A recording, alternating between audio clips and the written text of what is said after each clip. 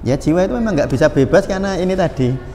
Ya ego-ego yang karena ego-ego yang muncul, dan ego itu sakjane salah dewe karena dia menganggap bahwa dirinya tidak fana gitu. Jadi dalam Al-Qur'an itu Allah dawuh ala lahul khalqu wal amr. Allah itu menciptakan dunia itu bisa melalui al-khalqu, dunia yang berada di dalam ruang dan waktu, ada yang al-amr. Al-amr itu sesuatu yang berada di luar ruang dan waktu. Jadi Rumi ingin memberi semacam pemahaman kepada kita semua bahwa dunia egoistis yang psikologis ini sebenarnya tidak berdaya Mas di hadapan sang ego yang hakiki, yaitu Allah Subhanahu wa ta'ala.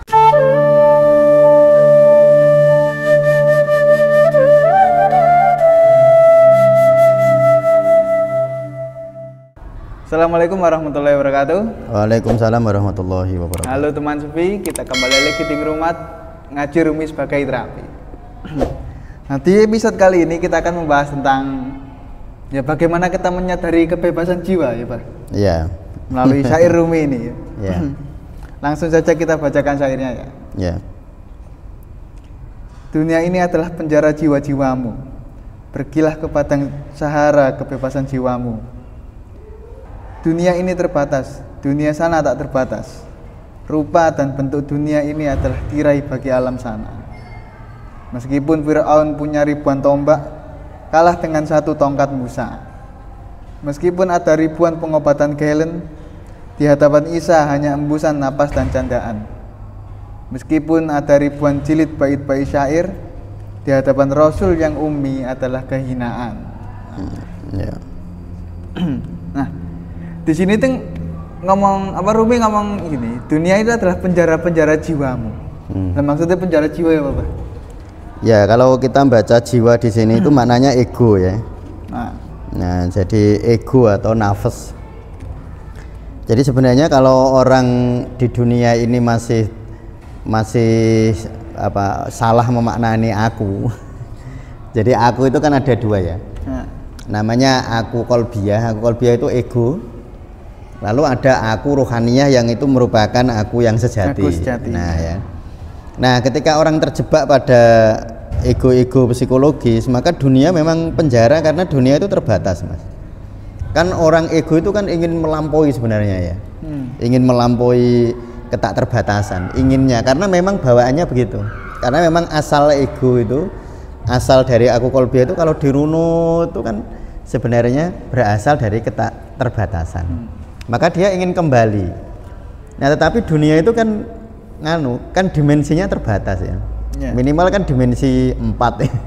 4 dimensi. Iya, 4 dimensi, panjang, lebar, tinggi, lalu waktu. Nah, sehingga lalu kalau kita terjebak kepada materi, bahwa yang ada itu yang harus terindra. Kalau nggak terindra lalu kita maknani nggak ada. Maka ya betul-betul dunia ini akan jadi penjara bagi ego ya. Nanti ego akan senantiasa, loh saya pengen begini kok nggak bisa ya.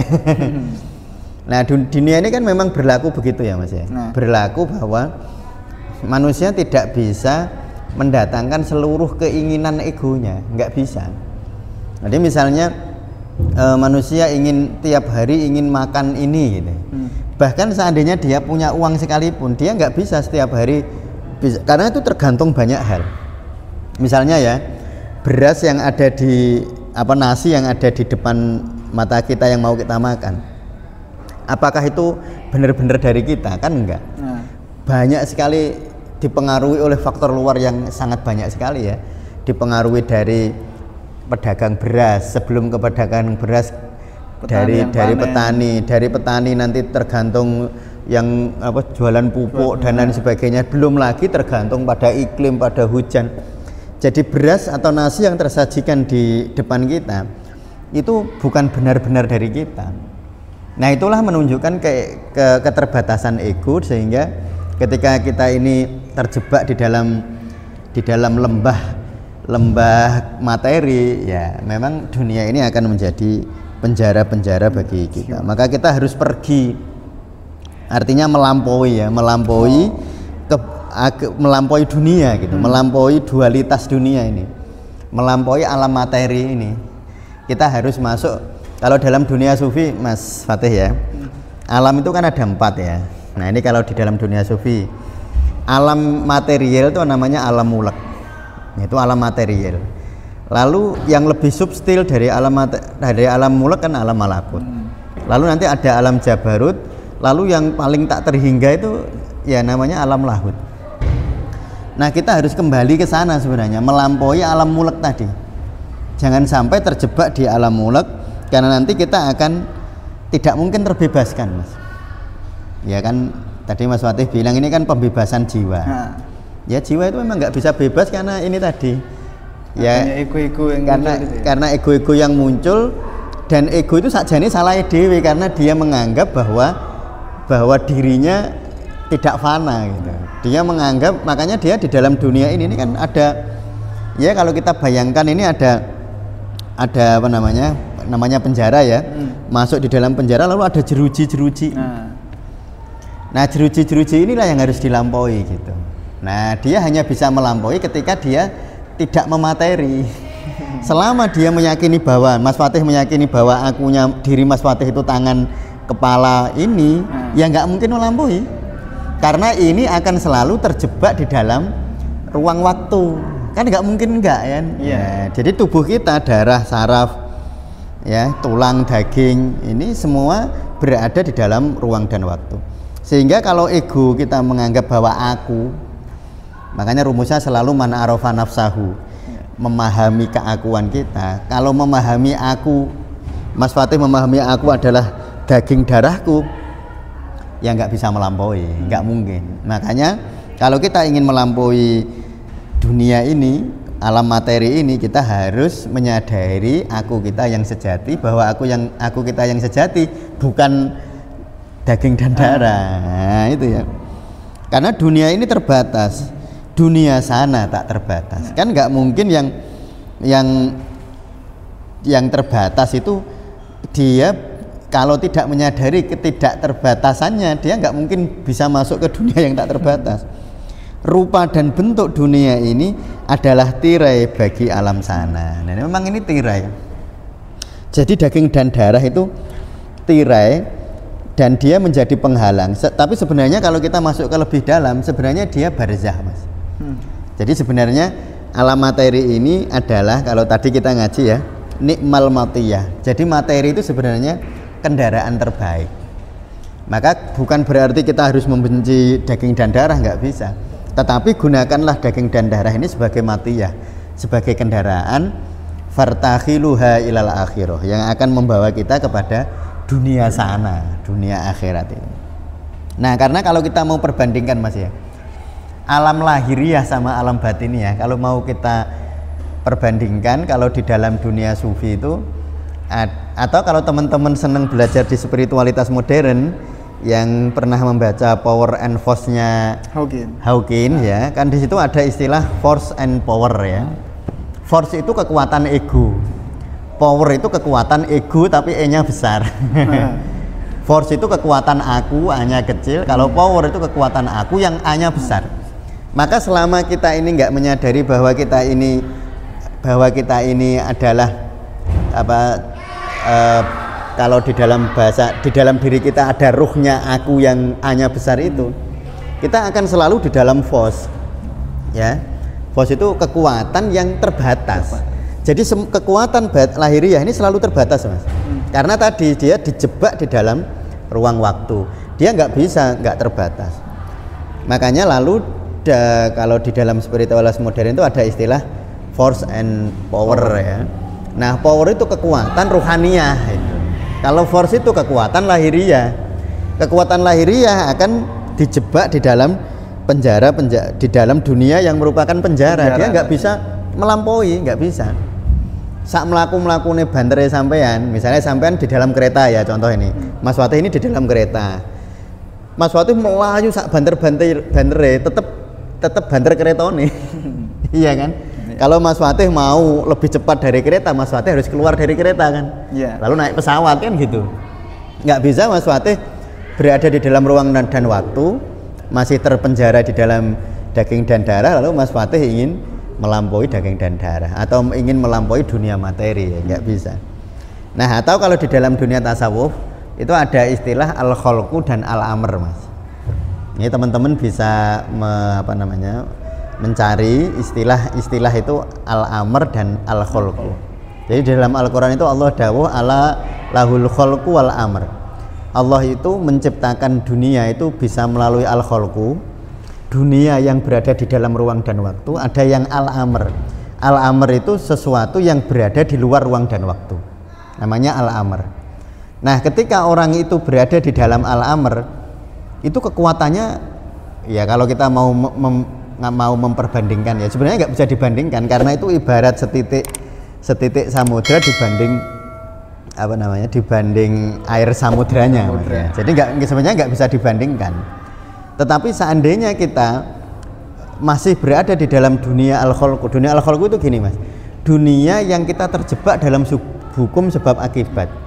Jadi seakan-akan kalau saya makan maka harus ada sebab akibat. Nah, tentu itu betul ya di dalam dunia al-khalqu. Tapi kadang-kadang Allah itu kalau di dalam dunia nabi, di dalam dimensi kenabian ada istilah mukjizat. Mukjizat itu sesuatu yang terjadi yang melampaui hukum sebab akibat. Itu namanya al-amr. Makanya di dalam Al-Qur'an innama amruhu idza arada syai'an ayyaqula lahu kun fayakun. Nah, al-amr itu, di sini Rumi menjelaskan atau memberi simbol ya. Meskipun Fir'aun memiliki ribuan tombak, kalah dengan satu tongkat Musa. Fir'aun itu mengandalkan kholqunya. Kalau bahasa Haukin dia mengandalkan force-nya. Tetapi Musa itu power, dia berpasrah diri kepada Allah karena orang itu baru masuk di dalam dimensi al-amr jika kepasrahannya total, Mas. Jika dia udkhulu fisilmi kafah, masuk di dalam kepasrahan yang total ketika egonya sudah betul-betul fana, menyadari kefanaan egonya sehingga egonya itu melampaui ruang dan waktu. Nah, ibarat kalau sudah begitu ledakan energinya luar biasa, kayak dibandingkan tenaga air dibanding nuklir. Nah, itu kira-kira itu begitu ya. Nah, sehingga ini juga Rumi juga memberikan analogi, meskipun ada ribuan pengobatan galen, ya pengobatan yang biasa kita jalani sehari-hari, Mas Fatih ya, di hadapan Isa hanya hembusan nafas dan candaan. Nah, sing ngono kuwi gak ono apa-apane, gampangane gitu ya. Ini sebenarnya menunjukkan kepada kita begini, memang kita itu, Mas Fatih, di dalam keegoan kita ya, di dalam kehidupan sehari-hari, karena kita mau tidak mau hidup di dalam daging dan darah, mau tidak mau harus berada di dalam hukum sebab akibat. Tetapi ketika hukum sebab akibat itu mandek, Mas Fatih itu berada di dalam situasi sulit gampangannya. Maju nggak bisa, mundur nggak bisa. Ini terus piye, di benak kita itu ada jalan buntu. Nggak ada jalan, jadi jalannya jalan buntu semua. Jangan putus asa karena Allah itu bisa menciptakan sesuatu bukan hanya melalui al-khalqu tetapi juga bisa melalui amarnya. Atau Allah itu bukan hanya menciptakan force tapi Allah juga memiliki power. Nah, itu kalau di dalam bahasa Haukin ya. Nah, sehingga ketika kita menyadari seperti itu nggak ada kata putus asa. Makanya putus asa itu walatai asumirauhillah. Nggak boleh putus asa itu. Cuma kadang-kadang kan ego kita lalu ngomong, gimana nggak putus asa, wong saya susah, wong jalannya sudah nggak ada ini. Misalnya kalau sakit ya, gimana nggak putus asa, emang nggak ada obatnya, saya udah berobat kemana-mana, kata dokter nggak bisa diobati kok. Nah, padahal putus asa nggak boleh ya, karena alasan nalarnya begitu, yaitu bahwa Allah itu kadang-kadang menciptakan sesuatu melalui al-khalqu ya, melalui hukum sebab akibat, tapi Allah juga kadang-kadang menciptakan sesuatu melalui al-amr. Makanya meskipun ada ribuan jilid bait-bait syair di hadapan Rasul yang ummi adalah kehinaan. Jadi walaupun makanya memang di Arab zaman itu ya, di Jazirah Arab zaman Rasulullah waktu Sugeng ya, itu kan orang sangat mengidolakan syair kan. Oh iya. Makanya kalau pada pasar malam gitu lomba syair ya, Mas ya. Dan lomba syair. Makanya lalu Allah itu menurunkan syair tapi dari power, syair tapi dari dunia amr, syair yang langsung dari energi ruhaniyah yang luar biasa. Para penyair itu kalau dengerin Al-Quran, syairnya itu kayak hina. Misalnya saya buat puisi ya, Mas Fatih buat puisi. Wah, menurut Mas Fatih sih bagus. Wah, ini so nyanyi Mas Nawi itu. Misalnya aja, itu Mas Fatih sombong gitu. Tapi nanti di hadapan syairnya Zawawi Imron, ternyata nggak ada apa-apanya syairku.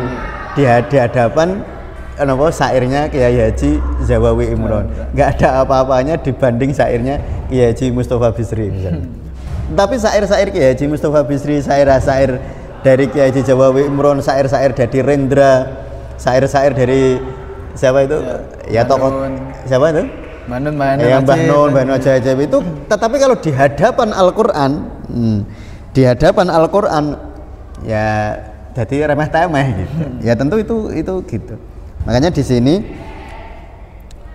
meskipun ada ribuan jilid bait-bait syair, di hadapan Rasul yang umi adalah kehinaan. Artinya di sini menggambarkan ya, jadi Rumi ingin memberi semacam pemahaman kepada kita semua bahwa dunia egoistis yang psikologis ini sebenarnya tidak berdaya, Mas, di hadapan sang ego yang hakiki, yaitu Allah Subhanahu wa Ta'ala. Sang aku, si aku ini nggak berdaya di hadapan sang aku. Al-kholqu tidak berdaya di hadapan al-amr. Kalau bahasa spiritualis modern, force tidak berdaya di hadapan power. Nah, lalu bagaimana masuk ke ruang-ruang seperti itu? Memfanakan diri tadi loh, bebaskan ini, pergilah ke padang Sahara kebebasan jiwamu. Jadi jangan terjebak di dalam sangkar daging dan darah. Suatu saat kayak kepompong, Mas Fatih ya. Kan kalau kepompong itu sering dipakai analogi yang bagus ya tentang pembebasan. Kan orang itu kan dulu ulat. Kupu-kupu kan dulu ulat. Nah, ulat, lalu ulat itu harus bersedia memang dia disekap di dalam kepompong. Harus disekap. Tetapi si ulat yang disekap di dalam kepompong ini harus bertransformasi. Suatu ketika Mas Fatih betul-betul riyadhah itu bersungguh-sungguh menjalani laku batin lah gitu, atau perjalanan rohaninya Mas Fatih benar-benar bermujahadah betul-betul, tiba-tiba nanti Mas Fatih bisa bertransformasi seperti ulat yang nanti akhirnya jadi kupu-kupu. Dan itu nanti akan ada saatnya seperti itu ketika kita betul-betul mujahadah. Tetapi caranya nggak bisa dengan Mas Fatih. Caranya itu nggak bisa dijelaskan sebenarnya. Karena kalau masih bisa dijelaskan itu mesti dunia al-kholqu. Kalau masih bisa dijelaskan itu dunia force. Kalau bisa dijelaskan itu masih dunia sebab akibat. Makanya kalau masih bisa dijelaskan nanti begini caranya, metodenya. Makanya sebenarnya pasrah itu ya, itu nggak ada metode, Mas. Pasrah itu kan nggak boleh ada metodenya. Karena kalau ada metodenya dia belum betul pasrah. Ya, ketika sesuatu ada alurnya ya, ketika sesuatu itu ada alurnya berarti dia hasil dari ego. Nah terus pripun kok angel? Sebenarnya nggak angel ya, pasrah gitu aja. Cuma kadang-kadang kan kita ini nyari-nyari metode ya. Padahal nanti dijebak oleh metode. Ya mungkin ini agak asing untuk dipahami, tapi nggak mengapa. Mungkin semoga suatu saat Allah membukakan hati saya, membukakan hati Mas Fatih, membukakan hati para pemirsa semua untuk hatinya diberkati oleh Al-Amr sehingga bisa bertransformasi, bisa membebaskan dirinya dari penjara dunia. Ya saya kira gitu. Jadi ya tadi ya power and force tadi itu ya gambarannya kan. Gambarannya. Jika power itu ya kuasa Tuhan, berarti gitu. Ya betul. Kuasa Tuhan akan rahmatnya kepada makhluk-makhluknya. Ya, yang rahmatnya nggak berbatas. Yang rahmatnya artinya nggak terbatas. Ya kalau bisa dibatasi. Ya namanya force. Nah iya, dan itu berarti kita membatasi kekuasaan Allah. Iya. Jadi gitu teman-teman ya. Jadi untuk tadi Abah ngomong kan ada namanya putus asa. Putus asa berarti kan kita gambarnya kayak menyerah pada takdir Allah gitu kan, putus asa ya. Cuman kalau pasrah kan bedain putus asa dan pasrah. Pasrah itu ya itu begini Mas, nanti bedainnya berpangku pada iya, takdirnya. betul. Nanti itu kayak gini, bedain orang putus asa sama pasrah itu podo-podo menenge Mas. Tapi beda, orang putus asa hatinya bergolak, kalau orang pasrah hatinya damai. Jadi bedain ini begitu. Kan secara fisik podo sama-sama diamnya. Iya sami. Orang putus asa ya karena nggak bisa melakukan apa-apa dia diam, orang berpasrah ya dia juga diam. Tapi bedanya di situ, di dalam kedamaian batinnya. Ya gitu. Ya. Nah, teman-teman ya, semoga podcast kali ini memberi manfaat. Ya kalau masih bingung mungkin bisa kita hayati lebih dalam lagi tentang obrolan kita dengan Pak Mustamir ini. Ya, cukup sekian. Assalamualaikum warahmatullahi wabarakatuh. Waalaikumsalam warahmatullahi wabarakatuh.